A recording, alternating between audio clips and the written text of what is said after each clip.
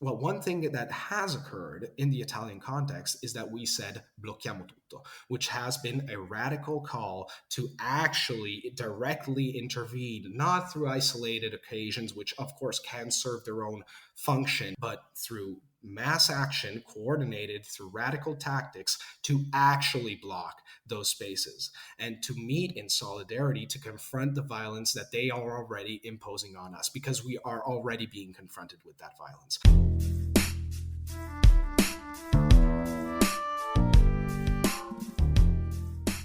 Welcome to All That's Left, a podcast from Left Voice. My name is Oden. Really powerful things are happening in the movement for Palestine in Italy. In September, dock workers in Genoa threatened a total shutdown of ports if Israel interfered with a global Sumud flotilla. That was the humanitarian aid mission headed to Gaza to try to break Israel's siege and blockade. Student organizations across Italy joined the call to action, and they threatened to shut down their schools. Then, a few weeks later, on September 22nd, we saw a huge day of action in Italy in solidarity with Palestine. There were strikes, blockades, and walkouts at strategic locations like ports and railways. On that day, hundreds of thousands of rank-and-file workers and students led marches. They led actions in at least 80 cities across the country, like in Milan, Rome, Naples, Florence, and they used the slogan, "Blocchiamo tutto," we block everything. Then, on October 3rd, 2 million workers across Italy ground the country to a halt with a massive national strike across sectors like logistics, metalworking, and education. Ports, train stations, airports were, in some cases, basically brought to a complete standstill. In Rome, 300,000 people took to the streets. They absolutely paralyzed traffic on key roads. Most high schools, universities were closed, and students at universities staged occupations. I'll link to our articles on these events in the show notes. Truly so inspiring. These events, they show how the working class is leading the way in Italy for the movement for Palestine. It is a powerful example of workers uniting, going beyond fighting for just bread and butter kind of economic issues to fighting and striking for political issues, like in this case for Palestine. To discuss this, me and my Left Voice comrade, Julia Wallace, are joined by Luca Otello Gieri, a master's student in journalism at the University of Bologna, Italy, who has been active in the movement for Palestine for the past 2 years. He is a militant of the FIR, or Frazione Internazionalista Rivoluzionaria, and a contributor of Left Voice's sister publication in Italy called La Voce delle Lotte. In addition to describing these powerful days of action and strikes, Luca goes into the broader context of the Palestine solidarity movement in Italy and how it's been growing in recent years, particularly at the universities, despite the far-right government of Giorgia Meloni. We talk about parallels to movements in the United States, like the immigrant rights movements, the Black Lives Matter movement, and like when UAW 4811 workers at the University of California went on strike for the Palestine solidarity movement, and when Julia's own union, SEIU 721, went on strike earlier this year. And of course, we talk about the importance of independent working class organizing, of unions joining forces with other organizations like the student movements, and the importance of a socialist perspective. Before we start, there's one particularly important and inspiring part of this conversation that I really want to highlight. You might be thinking, after hearing me describe these events, sure, this can happen in Italy, but could this really happen in the States? Like, we could never coordinate radical actions like a general strike, right? But the answer is, of course we can do it here. As Luca explains, just months ago, he could not even have imagined that these kinds of radical actions could take place in Italy. But this idea that these kinds of mass mobilizations aren't possible has been disproved by history. It's been disproved by what happened in Italy just this month. If you want to support Left Voice, please go to patreon.com/leftvoice. You can follow us on social media where we use the handle left_voice. And it would be super nice if you left us a little review on Spotify or Apple Podcasts. Here's my interview with Luca and Julia. Julia, welcome back to the podcast. And Luca, welcome to the podcast. Hi, thanks for having me. Thanks so much. Thank you. I'm super excited to talk about the general strike and what's been going on in the past couple months in Italy, but I think a really good starting point would be to learn a little more about the broader context. Could you talk a little bit about the movement for Palestine in Italy and how things have been developing since 2023 in particular? Italy, as far as like the Palestine solidarity movement, has shared a lot of the characteristics of what we've seen around the world in the past 2 years, which is a centrality of the students and student mobilizations across universities and across campuses. They've been very active, and it's been 2 years of mobilizations. An important moment was in 2021. Israeli forces raided the Al-Aqsa Mosque, and that caused just spontaneous demonstrations and the emergence of certain groups, which then became very important in the context of 2023.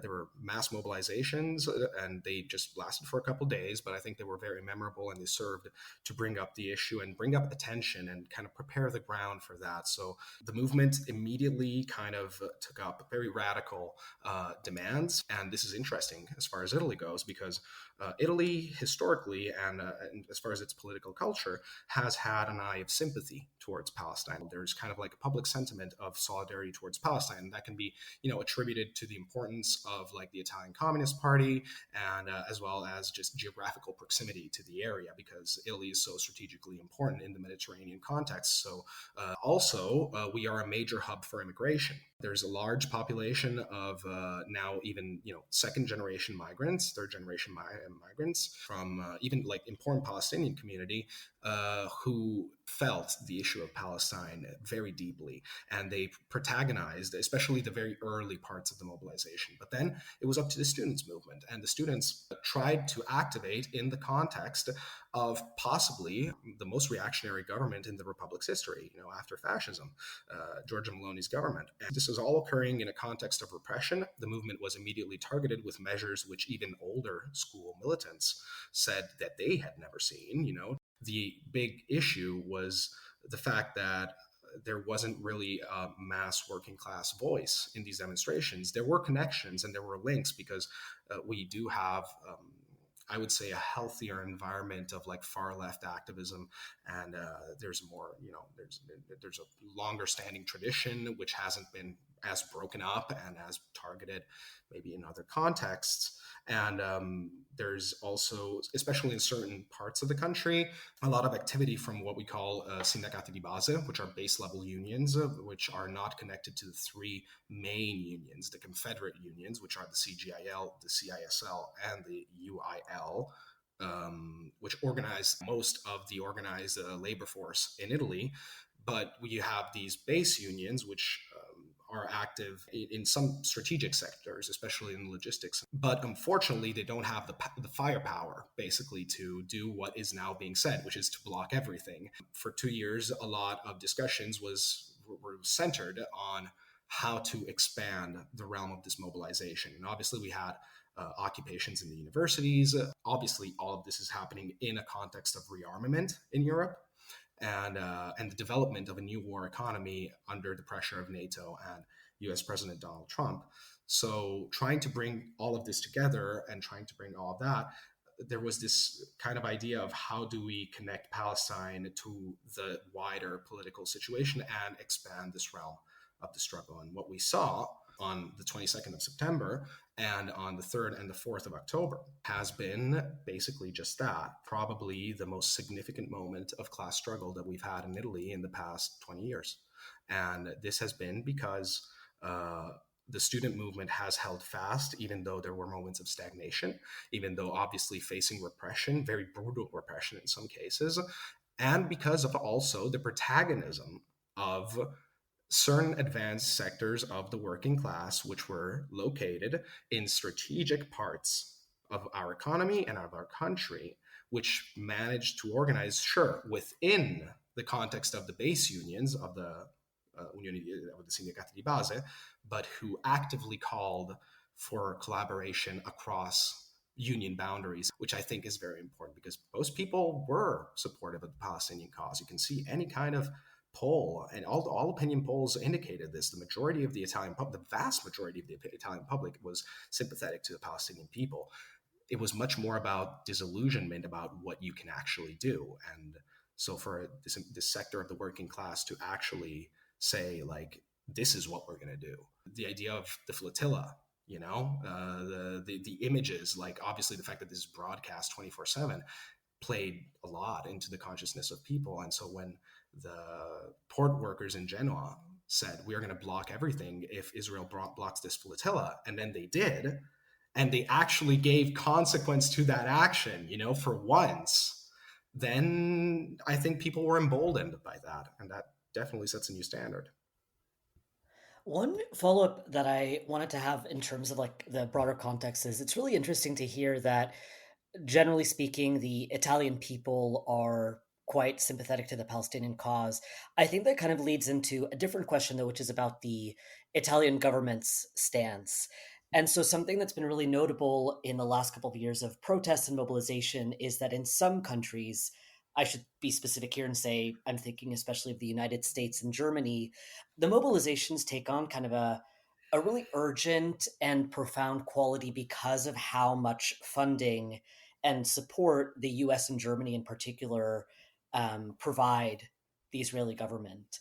So, could you speak a little bit to the Italian government's response to, firstly, the genocide in Palestine, but also the if the Italian government, for example, has been particularly repressive in recent years as well in terms of the mobilizations, even if they've received a lot of support among the people? I think a very important thing to say from the onset is that Italy supports a two-state solution and has never abided by the war crimes of Israel and the more extreme forms of suppression of the Palestinian people. I'm saying nominally. This is a position that was elaborated by our Christian democratic governments and picked up by the socialist governments, which means different thing in the Italian context. Okay, the PSI, the Italian Socialist Party. I think also the interesting positioning of Italy in the Mediterranean context has put a challenge on the Meloni government to play a balancing act, because ultimately what is the government's commitment is to NATO and to Western imperialism, and Meloni has played the role of the watchdog for interests of American imperialism through the maintenance of accords, keeping American bases on Italian soil. We still have that problem. You can look at a situation like, I'm just going to mention it in passing because I feel the need to do so. It's also almost moral as far as it goes, but like you look at a context like Sardinia, which is an island just off the western coast of Italy, which hosts one particular American base where weapons are tested, also shipped towards Israel and all. And a part of it, it's called Capo Teulada. There's been so many tests that basically it's rendered the land unusable for agriculture and has exploded the cases of like tumors in the people who live around there. It's basically made it into a health crisis. So you also have to understand that we are an outpost of NATO. We are an outpost of American imperialism and of Western imperialism in general. And Meloni falls in line precisely with this international policy. And also, another very important characteristic of this is that it has gone to great lengths to obscure its ties with Israel and its complicity in the dealings of our arms industry. It's penetrated the universities through research deals. We have also been selling, military equipment and to Israel and creating even more connections with the Israeli economy. But the government has done a great job also through, basically avoiding media contact and leveraging the very politicized media in keeping that quiet. It was thanks to the work of independent journalists from, independent outlets that these dealings actually emerged, but mainstream media did not report on it. And then when we come to the political side of this, the Meloni government has been active from the start of its mandate in identifying, subversive elements in Italian society to make into scapegoats. And that is basically the playbook of the far right internationally, identifying the so-called undesirables. And it started off playing into the fears of the so-called silent majority of Italy. And it was, in that case, in 2022, it was through something called which was labeled in the media as the Anti-Rave Act.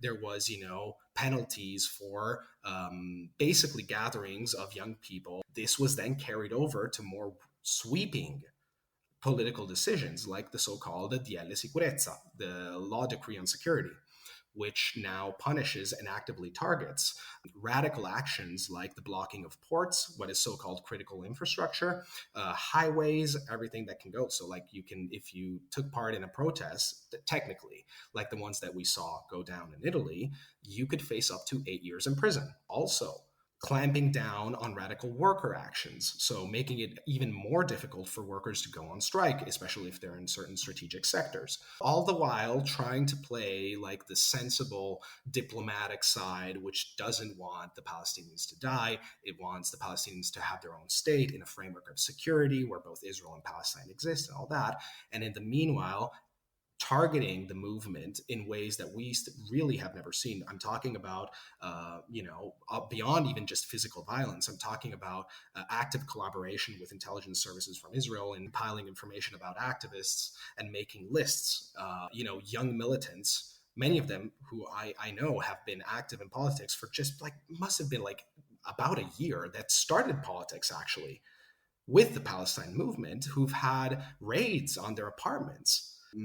Just the level of control that they've tried to implement, though, I think it's important to note. It may have hampered some things that the movement could have done, but it really never turned it off.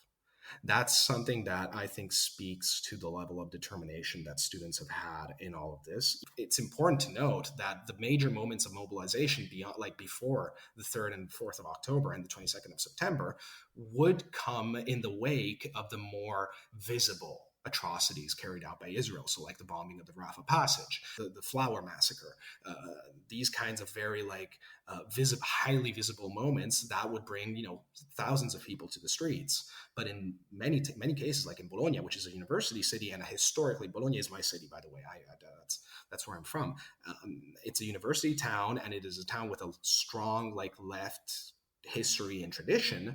We would have about 100 to 150 people at the encampment. And just for context, the University of Bologna has 80,000 students.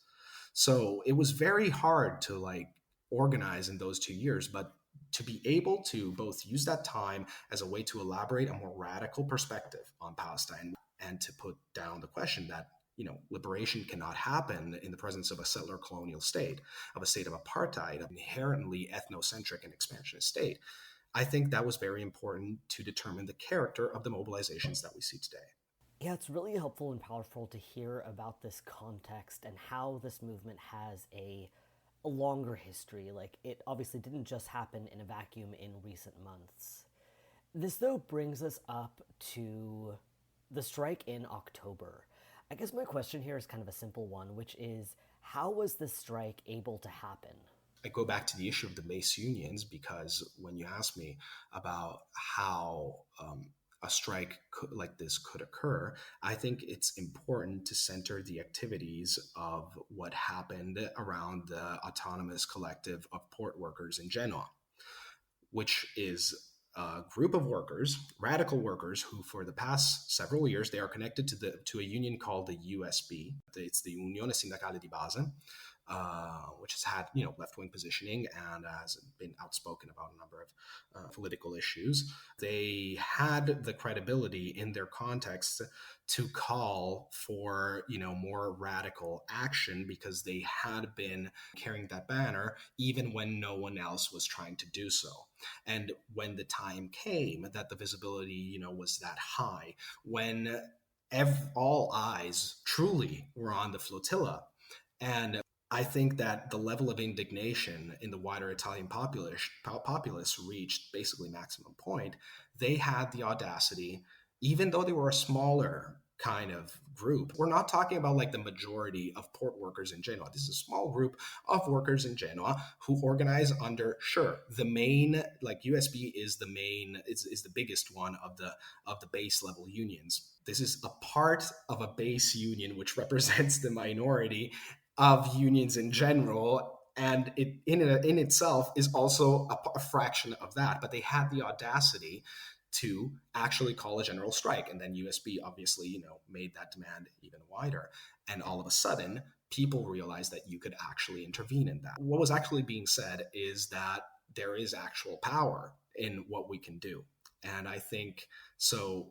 It was both a combination of the high level of visibility of the mobilization, the courage to put down that demand and to call something like that, and the importance of organizing in strategic sectors and of recognizing that certain sectors play a fundamental role, and that as a starting point, as a basis, when you move from that, all of a sudden, and when you think about it with the horizon of self-organization of the workers, of democratic self-organization with the workers, and linking up with the students movement, which has been supportive of the workers in that sense. They were one, like this CALP, it's called the collective, the workers collective is called CALP, CALP. They had always been with students in the demonstrations, so like that connection already existed. And so you had a students' movement which had been begging for a solution for this stagnation. You have the workers who just basically couldn't take it anymore. And all of a sudden, first general strike, 22nd of September, the USB and the CALP call for a general strike in the ports and the blocking of everything if the flotilla is blocked. That mobilization brings to the streets more than 1.5 million people across Italy.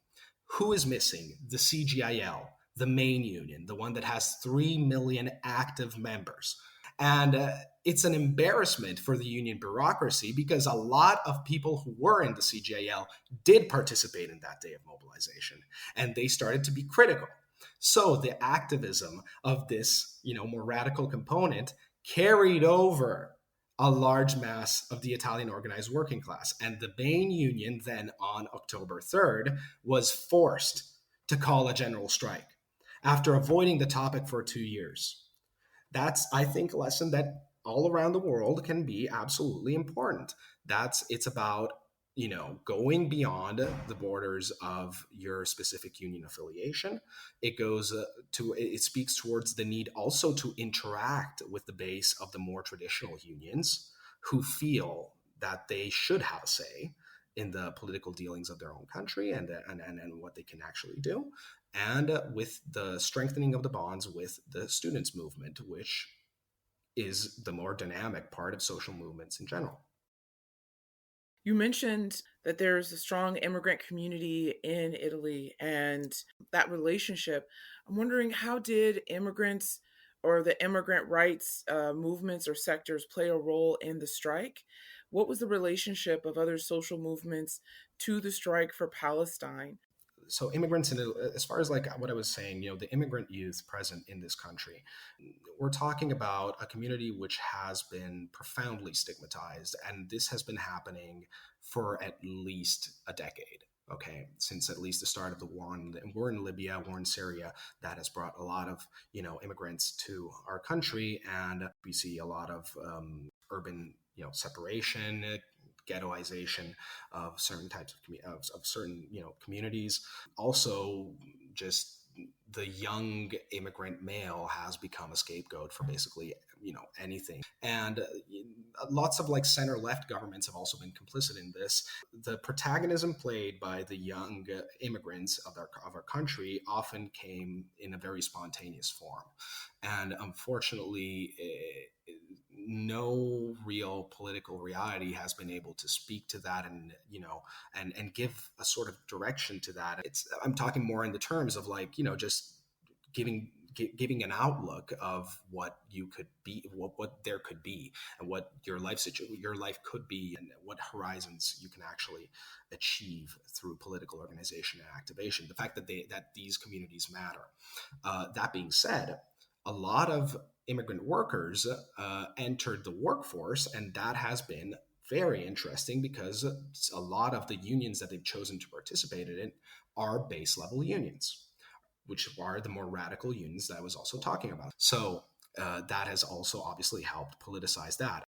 As far as like in the working class, you can see the seeds of an immigrant working class starting to gain a lot more traction, but there's still certainly a lot of work to do with that because there's not been real investment in, I believe, in connecting issues of, like, for example, the demand for citizenship. There was a moment in a recent history where there were mobilizations and demands made on that side from even like from these base level unions, but the main unions, that has been harder. And it's helpful to think about this very militant group of workers that played a role in politicizing and linking with the student movement. That you have unions that have a lot of immigrants who are also politicized by this and politicized by their own conditions, and uniting it with the student movement and focusing on strategic sectors of logistics and transportation. It seems like that was like the secret sauce, or the, so to speak, that helped to bring this together. And the flotilla, of which our comrades were on the flotilla, and its international role was also something that seems like it was very galvanizing in terms of the strikes in September and in October. What I wanted to also ask is, in the United States, a lot of people say, we have a Trump government, it's a right wing government, and think that if there was a more social democratic government, that there would be a favorable for a strike. But here in Italy, you've had this huge general strike of millions of people under a right wing government. So could you speak a little bit more about how the workers, in defiance of this right wing government, were able to organize this strike? What I can tell you is that we have had technically more progressive options in government, and what that has led to has been the demobilization of the workers' movement. Period. We're talking about the silencing of the more militant voices. We're talking about the reduction of every kind of demand that the workers' movement could have had to basic economic, demands, and which didn't really address the deepening contradictions that were going on in Italy, the worsening of our quality of life, the massive social crisis that was created. And I think that, of course, anyone who tries to imply that you have more progressive options in government, that's going to naturally lead to more protagonism and all that, should probably look towards the experience of recent history and see that no, that historically the opposite tends to happen, especially when we're talking about when these progressive options are bourgeois options, are parties which represent the bourgeoisie and who propagate the idea of social peace between the employers and the workers. Because for that to subsist, for this normalcy, which is something that I see pop up a whole lot in American political discourse, the idea of return to normal, we want to go back to a time when things function better and all that. Okay, but the time when things function better was predicated upon the fact that, okay, workers are going to have to stay nice and chill because we're gonna if they have qualms, we're gonna work it out for them. This creates the basis for the demobilization of the workers' movement and for workers to basically not consider themselves to be an active voice in the political conversation. What has occurred, I think, under the current government of Italy is precisely the fact that workers looked at everything that was going on in Palestine, and they look towards basically what politics has meant and what their bureaucracies have meant, in terms of like basically pacification and silencing. And especially they look towards the political opposition, which has been absolutely toothless. Unfortunately, right now, currently, we're looking at relatively contained examples. I think that a very important example was the struggle at the GKN factory in Tuscany, which has been a struggle that's been going on for the past 4 years, which started when 600 workers were fired from an assembly line. Basically, it was a historical company in Tuscany, and obviously, with the effects of deindustrialization, everything that's gone on to our economies in the age of neoliberalism, whatever, it got to the point where the factory was, well, basically all 600, workers of the factory were fired via WhatsApp message on a night. It was one of those shocking moments when a lot of people figured out that truly employers were empowered to do basically whatever they wanted in a country which historically people obviously know that unions had been weakened in the past 20 years. I think that a lot of people didn't actually realize just how much power the bosses had gathered in that time space. So when that occurred, it was something interesting parallel happened, which is that most of the workers in that factory were organized in the FIOM, which is the metal workers union, which is inside of the CGIL, which is the main union in Italy. But they had constructed something called the factory collective, the Collettivo di Fabbrica GKN. And this collective allowed for the participation of workers from all the various unions who were in that specific factory. And it also existed basically, they called for their own assemblies, they called for their own moments of discussion, they discussed politics, and there was a lot of preparatory work. This collective existed far before 2021. And when the time came, the collective met, and all 600 workers decided to occupy the factory and to take control of the factory. And that gave birth to, I think, one of the most interesting examples of worker struggle and workers' democracy in Europe. And this has been a struggle which, by the way, is still ongoing and which has halted all attempts to close down the factory definitively. Now, the struggle still has contradiction. It still has several issues going on, especially in its ability to kind of expand beyond the original boundaries of the movement. But with this initial action of the occupation of the factory, something else started to happen. And mind you, this should be read in the context of, more postmodern theories, which basically claim the fact that, class plays no central role in the mobilization of movements and all that. But what happened was not that class became like the be all end all of everything that goes on, but social movements which were going on in that time, from the ecologist movement, which activated students all over Italy, and especially in Tuscany, which is where the GKN factory is occurring. So the ecologist movement, the trans feminist movement, which had been knowing a time of great activism in Europe and all that, they converged on the factory, and they created a mass mobilization in support of the 600 workers, which still goes on to this day, and which, by the way, 2 days ago led to a massive demonstration of 10,000 people under the banner of converting the factory in an ecological sense under the control of the workers, which led to the radical occupation of the airport in the city of Florence. Obviously, the Palestine movement has been connected to this struggle as well. So you have workers, radical workers, organizing on the basis of worker democracy, going beyond the constraints that both the bureaucracy and the political, the self-appointed political representation has told them that they could do. Creating those connections and allowing for the social movements to converge on them, picking up the banner of Palestine and rediscovering their protagonism, they discover a different kind of strength in the face of the most reactionary government that we've always had. This is interesting, I think, when workers actually pursue methods of both democratic methods of self-organization amongst themselves and converge and allow to converge the social movements and put forth radical programs and radical action, then power will always try and repress and consolidate and stifle.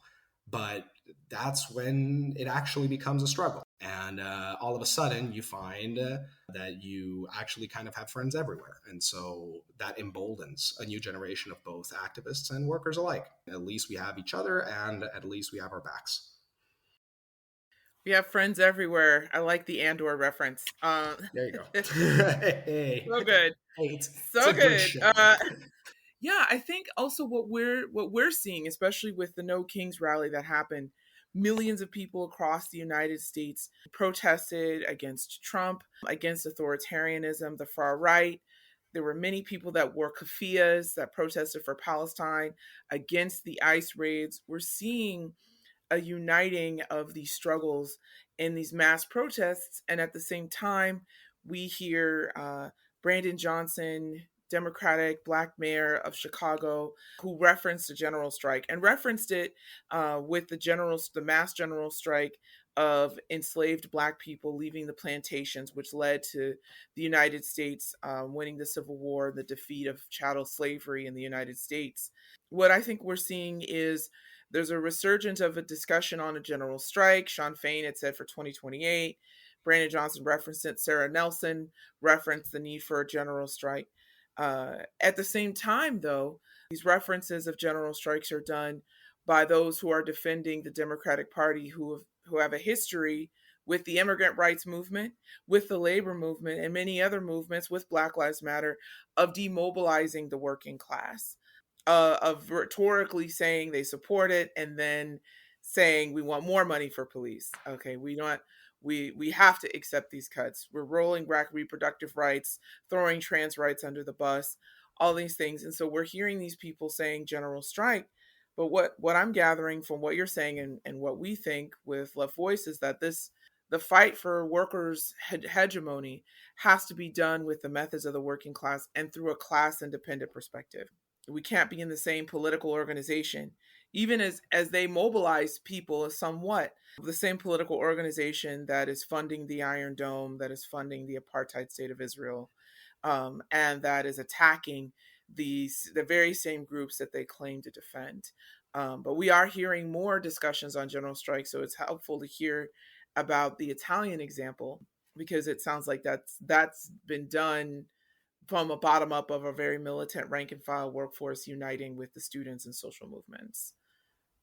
One of the things I wanted to make sure to also mention was the strike that happened in response to the repression at UCLA. So at UCLA, there was an encampment that was organized with undergrad faculty with UAW Local 4811. And one night in late April, there was an attack funded by Jerry Seinfeld's wife, who was an ardent Zionist. Yeah. Wow. I Sure. mean, The yeah. stars. Okay, so she bankrolled this group of Zionists who the Israeli consulate is literally walking distance from UCLA.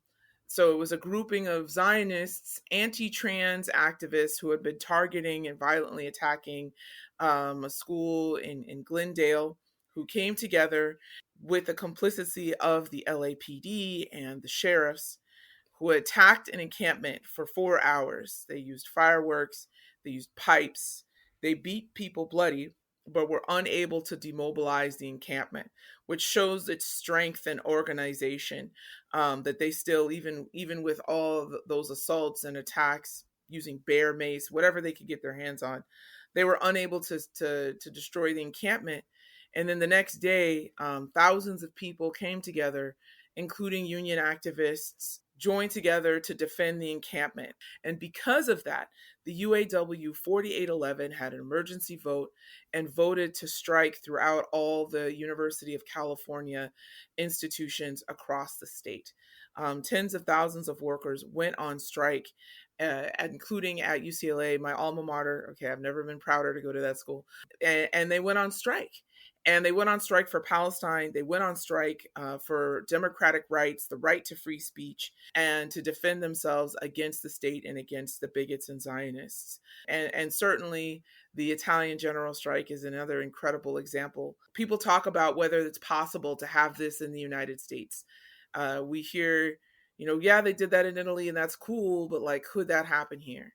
But from what you're saying, logistics, focusing on these places, the dock workers of the ILWU who have gone on strike for Black lives have gone on strike years later against the Iraq War and refused to load weapons for many other reasons, that it's also possible to have a general strike here, but it's got to be organized with the youth, students, and the working class and oppressed sectors together, uniting these struggles.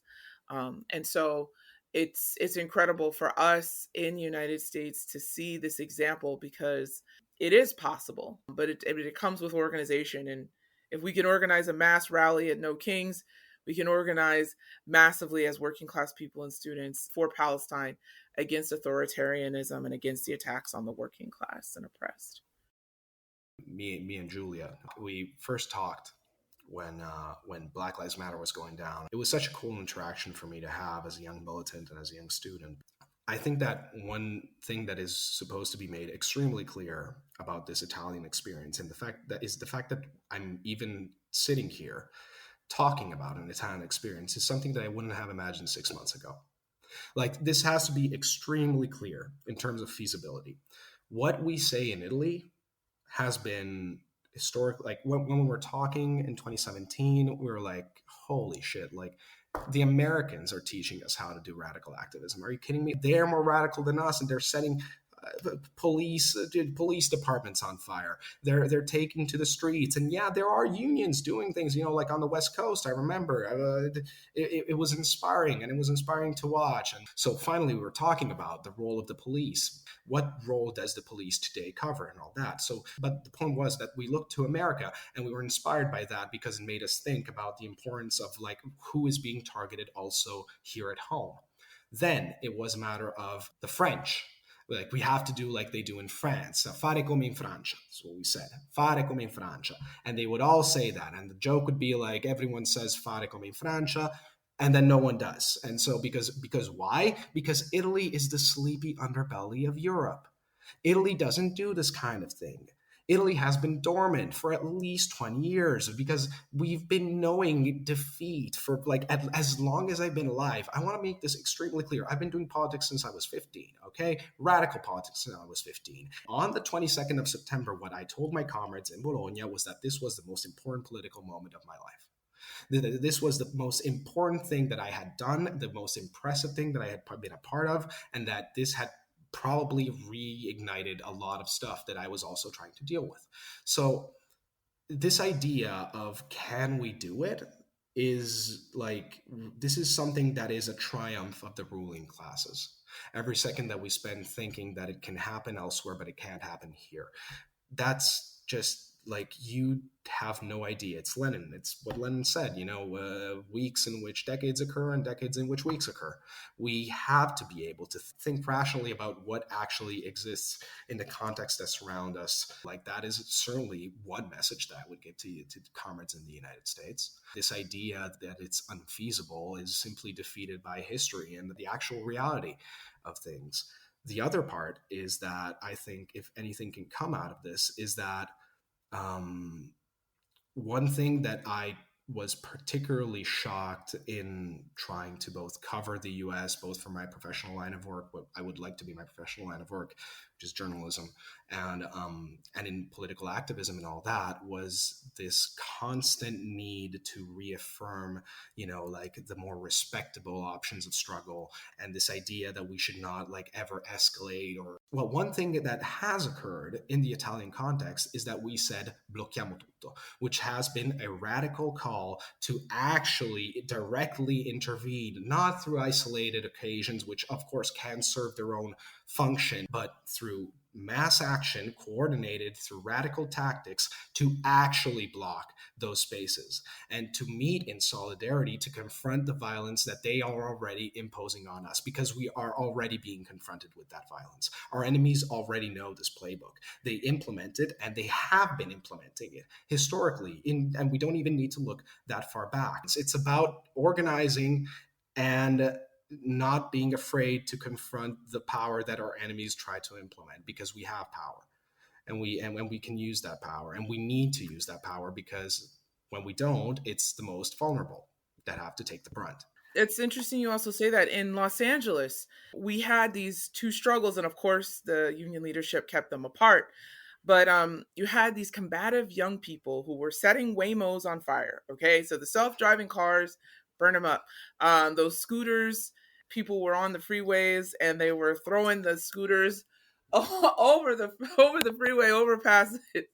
I was Yes. like, all right, kid, you got it. That was great. And at the same time, a union president was beaten till he was hospitalized, David Huerta, and arrested.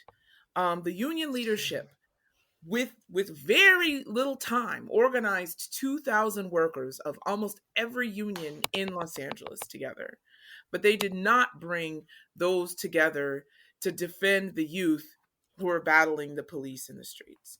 And I think that it's an incredible example, because those precarious youth, what kind of jobs are they getting? They're getting jobs that are not union. Okay, they're getting screwed over. The Democratic Party and the Republican Party are united with the capitalists to destroying any kind of a future for the youth, for working till you die in poverty. That is their aim.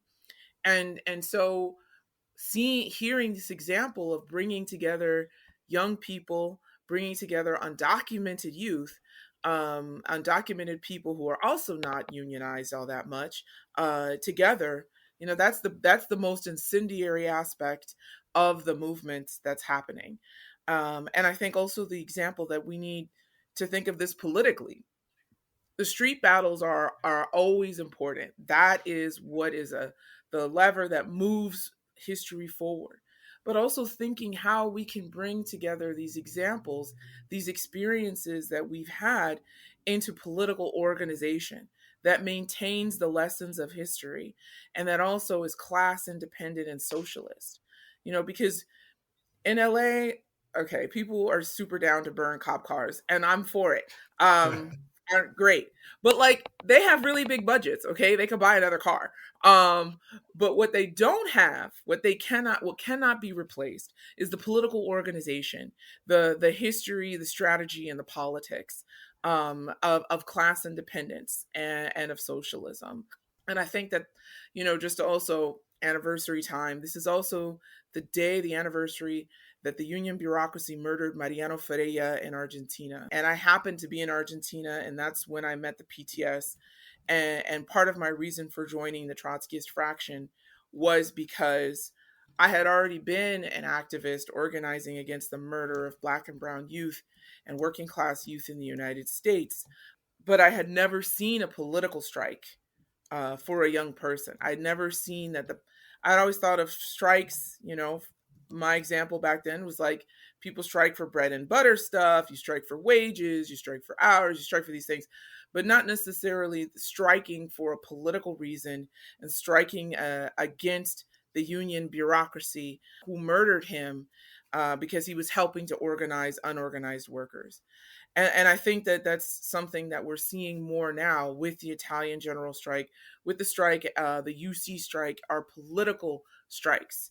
And what we discussed around Black Lives Matter, with kicking the cops out of our unions, with the port workers going on strike, with SEIU calling for a strike for Black lives, is that the discourse is now also political strikes, is that we go on strike for things that aren't just bread and butter issues, but are also bread and butter, bread and roses, pan y rosas, like that's what we're doing. So I wanted to also make that point because as we're seeing certain sectors of the Democratic Party attempt to call for a strike while actually mobilizing against the working class standing up, is that we're also talking about political organization. We're also talking about revolutionary political organization, socialist organization, with the methods of the working class, with the leadership of the working class, so that it isn't just every time something is a hot fever pitch, but that we are always organizing for our own liberation and the liberation of our class.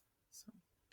I think that's a really powerful way to end this. And in particular, I think it's been really powerful to really connect the struggle in Italy, not just with other struggles in Europe, but also with the struggle in the US. And I really, really appreciate kind of the messages that you've been sending from Italy and the lessons that we can take from learning about this. So yeah, with that being said, I want to say thank you, Luca and Julia, so much for coming today. Thank you so much, comrade. We were so inspired by it, the Italian comrades there. You guys are amazing. I'm just happy to be on my favorite podcast. I mean,